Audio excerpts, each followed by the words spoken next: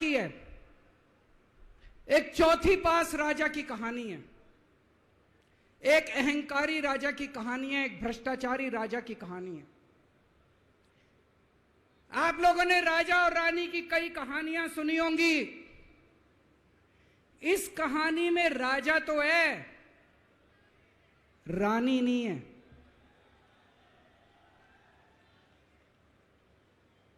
तो एक महान देश था, कई हजार साल पुराना देश। उस देश के एक गांव में एक बच्चा पैदा हुआ, बहुत गरीब घर में एक बच्चा पैदा हुआ। तो जैसे गांव के अंदर बच्चा पैदा होने पे ज्योतिषी आते हैं, ज्योतिषी आके बच्चे का भविष्य बताते हैं, ऐसे गांव का ज्योतिषी आया। उसने बच्चे की कुंडली देखी और बच्चे की मां को बोला कि माई, तेरा बेटा बड़ा होके बहुत बड़ा सम्राट बनेगा। माई को समझ नहीं आया, मैं इतनी गरीब, मेरा परिवार इतना गरीब, मेरा बेटा सम्राट कैसे बनेगा। खैर, बच्चा धीरे धीरे बड़ा होने लगा। गांव के सरकारी स्कूल में उसका एडमिशन करा दिया। उसका पढ़ने लिखने में मन नहीं लगता था। पढ़ते पढ़ते, क्लास करते करते चौथी में आके उसने नाम कटवा लिया। उसका पढ़ाई लिखाई में मन नहीं लगता था। बगल में, गांव के बगल में एक रेलवे स्टेशन था। घर में बहुत गरीबी थी। वो बच्चा वहां स्टेशन पे जाके चाय बेचने लगा।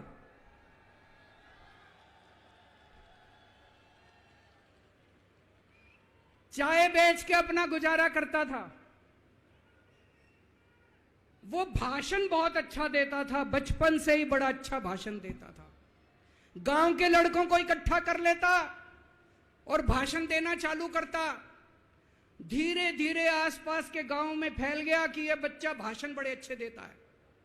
आसपास के लड़के भी इकट्ठे हो गए और जो मर्जी टॉपिक हो भाषण देना चालू कर देता था और रुकता ही नहीं था, घंटों घंटों तक भाषण देता रहता था। बच्चा बड़ा हुआ। ज्योतिषी ने कहा था, बड़ा होके बच्चा उस महान देश का सम्राट बन गया। लेकिन राजा तो अनपढ़ था, उसे तो कुछ आता नहीं था। अफसर आते, उस अनपढ़ राजा से जहां मर्जी साइन करा लेते, जहां मर्जी जो मर्जी साइन करा लेते।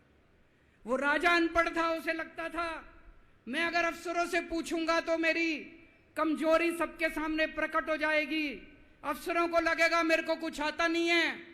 अफसर जो मर्जी लेके आते थे वहां साइन कर देता था। वो धीरे धीरे पूरे देश के अंदर फैल गया कि राजा अनपढ़ है, राजा अनपढ़ है। राजा को बड़ा बुरा लगने लगा। तो राजा ने कहीं से एक फर्जी डिग्री का जुगाड़ कर लिया। एक फर्जी डिग्री का जुगाड़ कर लिया, एमए की डिग्री का। और राजा बोला मैं एमए हूं। पर सच्चाई तो पूरे देश को पता थी, राजा तो अनपढ़ था। धीरे धीरे राजा अहंकारी भी होता गया। अहंकारी राजा और ऊपर से अनपढ़।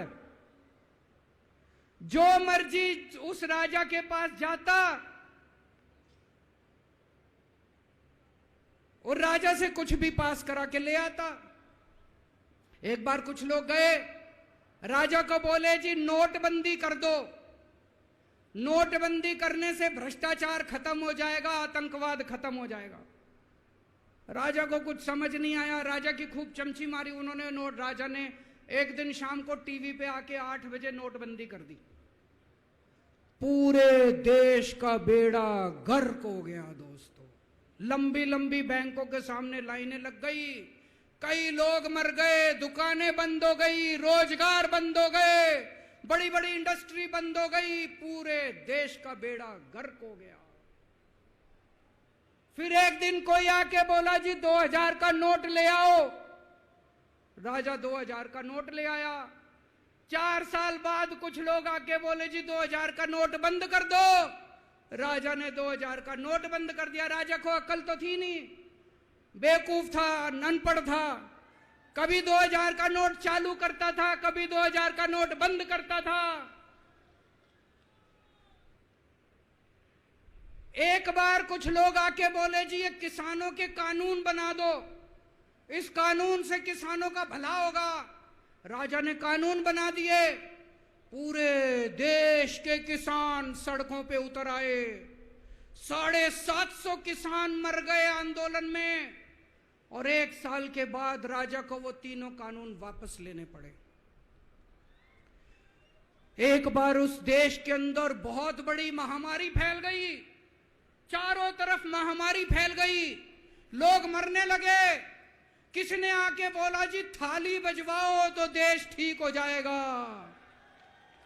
तो राजा ने पूरे देश में थाली और चम्मच बजवा दिए। महामारी तो नहीं बची, महामारी तो फैली रही।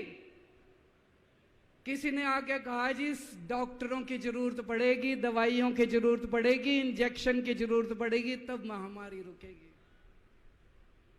राजा अपने दोस्तों का बड़ा ख्याल रखता था। उसके दोस्त थे। एक दोस्त ने 10,000 करोड़ रुपए चोरी कर लिए, राजा ने उसको देश से भगा दिया। दूसरे दोस्त ने 20,000 करोड़ चोरी कर लिए, राजा ने उसको भी देश से भगा दिया। पर एक दोस्त ऐसा था जिससे राजा की ज्यादा ही दोस्ती थी। कौन था?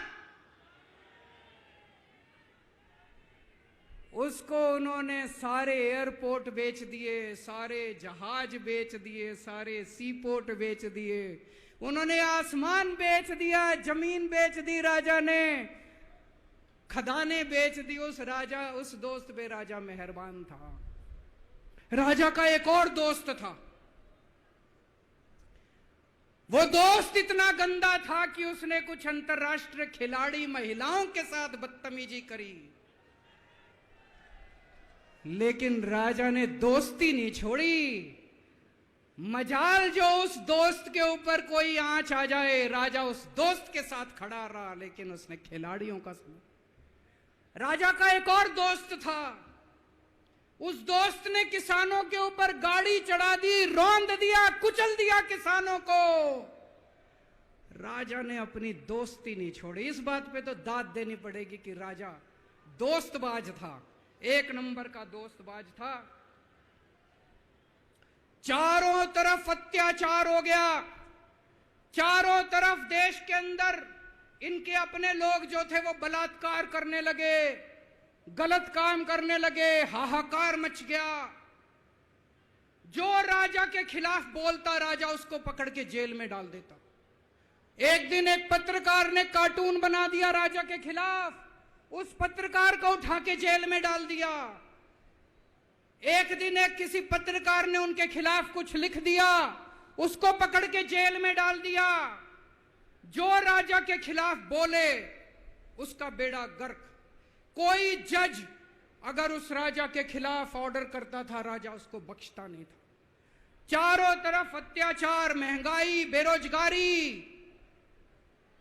ऊपर आसमान में देवता ये सब देख रहे थे कि पृथ्वी के ऊपर कितना घनघोर अत्याचार हो रहा है। सारे देवता इकट्ठे हुए, देवताओं ने मीटिंग करी। सारे देवता मिलकर शिवजी महाराज जी के पास गए और कहा, महाराज कुछ करो, पृथ्वी के ऊपर अन्याय हो गया, अत्याचार हो गया, चारों तरफ बलात्कार, चारों तरफ हाहाकार मचा हुआ है, जनता परेशान हो रही है। पृथ्वी जी, शिवजी महाराज जी ने अपनी तीसरी आंख खोली और दोस्तों यहां प्रचंड पृथ्वी के ऊपर अजीब अजीब घटनाएं घटने लगी। उज्जैन के अंदर महाकाल की 6 सप्तऋषियों की बड़ी बड़ी 10 फुटा भारी भारी मूर्तियां थी। एक दिन बारिश और तूफान आया और 6 की 6 मूर्तियां टूट गई। लोगों ने कहा बड़ा अपशकुन हो रहा है, बड़ा अपशकुन हो रहा है। एक दिन एक ट्रेन एक्सीडेंट हो गया, 250 से ज्यादा लोगों की मौत हो गई। लोगों ने कहा बड़ा अपशकुन हो रहा है। और एक दिन घनघोर बारिश आई, तूफान आया, ऊपर से आकाशवाणी हुई, सारे देश की जनता को भगवान ने कहा कि आप महान देश के लोग हो, क्या कर रहे हो, उठो, खड़े हो जाओ और इस अहंकारी राजा के खिलाफ सब लोग मिलकर आवाज उठाओ। भगवान आपके साथ है।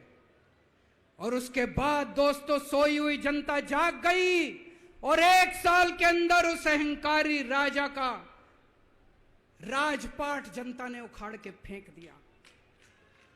और उसके बाद वो महान देश दिन दूनी रात चौगुनी प्रगति करने लगा। ये कहानी बड़ी पवित्र कहानी है। इस कहानी को सुनने से और सुनाने से परिवार का, समाज का और देश का बहुत भला होता है। इसे ज्यादा से ज्यादा शेयर कीजिए, ज्यादा से ज्यादा लोगों तक पहुंचाइए, ताकि ज्यादा से ज्यादा लोग इसे सुन सकें, इसे समझ सकें।